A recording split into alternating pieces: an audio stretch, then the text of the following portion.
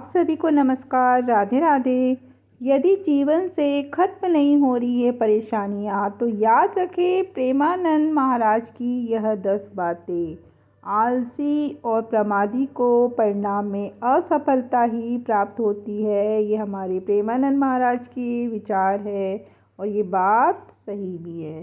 पाप करने वाले को सुख प्राप्त नहीं होता और परिवार के एक सदस्य के भजन का प्रभाव पूरे परिवार पर पड़ता है। इसलिए परिवार का यदि एक सदस्य भी भजन पूजन कीर्तन और धार्मिक है तो पूरे प्रभाव को उसका सकारात्मक परिणाम मिलता है। पाप कर्मों का फल ही नकारात्मक विचारों के रूप में आता है। जब यदि हम पाप कर्म करते हैं तो कभी भी आप देखना, आपको महसूस होता है कि आपको अंदर से ही नकारात्मकता आती है। कभी कभी कोई कारणवश इंसान पाप कर्म कर भी देता है, लेकिन देख लेना कभी भी उसको थोड़ी देर के बाद पछतावा होता है, यदि वो वास्तव में सही इंसान है जो पाप पुण्य को मानता है।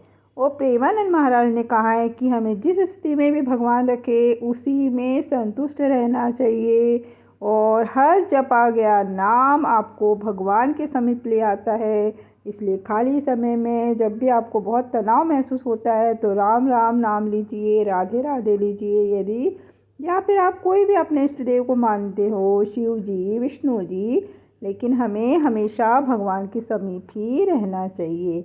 और वृद्धजनों और माता पिता की सेवा साक्षात भगवान की सेवा है।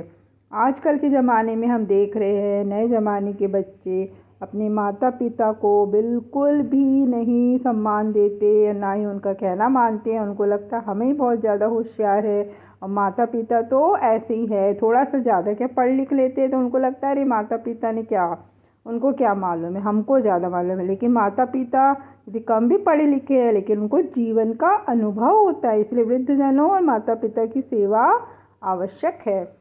और जो दूसरों के दुख में आनंदित होता है तो उसे महा दुख भोगना पड़ता है, क्योंकि तुमने किसी दूसरे का दिल दुखाया है तो उसकी आत्मा दुखती है। और यदि किसी की आत्मा दुखती है तो वो यदि मुंह से नहीं भी बोल रहा है लेकिन उसकी अंतरात्मा आपको एक अभिशाप देती है।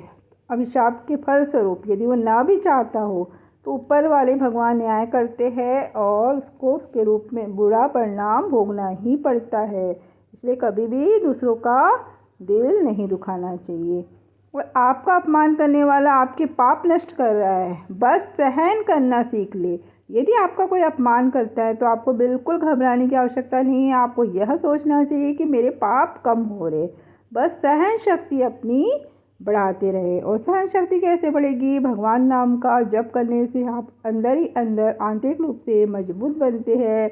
किसी भी वस्तु, व्यक्ति, स्थान या विषय का आश्रय लेने का परिणाम क्लेशी होगा। तो इस प्रकार प्रेमानंद के 10 विचार मैंने आपको बताए, तो आपको कैसे लगे कृपया मुझे कमेंट के माध्यम से अवश्य बताइएगा। और वीडियो को पूरा देखने के लिए आप सभी का दिल से धन्यवाद।